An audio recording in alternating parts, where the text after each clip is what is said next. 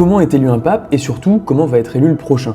Vous êtes sans doute tombé sur l'information. Le pape François s'est éteint ce matin à l'âge de 88 ans. C'était le premier pape issu du continent américain et il a fait sa dernière apparition publique hier où il a prononcé quelques mots pour le week-end pascal. Peut-être que comme moi vous vous êtes alors posé la question, comment va être choisi celui qui le succédera? C'est en réalité assez simple. Après la mort ou la démission du pape, tous les cardinaux de moins de 80 ans sont convoqués à Rome. En 2013, pour l'élection du pape François, ils étaient 115 et là pour 2025, ils seront certainement un petit peu plus. Ces cardinaux sont les seuls à pouvoir voter lors d'un processus unique nommé le conclave. Ils sont tous enfermés dans la chapelle Sixtine, sans téléphone, sans internet, sans aucun contact avec l'extérieur. Le but est aussi simple que la tâche est importante. Choisir le nouveau chef de l'Église catholique. Chaque jour sont tenues 2 périodes de vote secret avec 2 votes le matin et 2 votes l'après-midi, jusqu'à ce qu'un candidat soit élu. Et pour ça, il doit obtenir 2/3 des voix. Après chaque scrutin, les bulletins sont brûlés dans une cheminée spécialement installée sur le toit de la chapelle Sixtine, pour prévenir le monde extérieur. Si la fumée qui sort de la cheminée est noire, c'est que le vote n'a pas été concluant.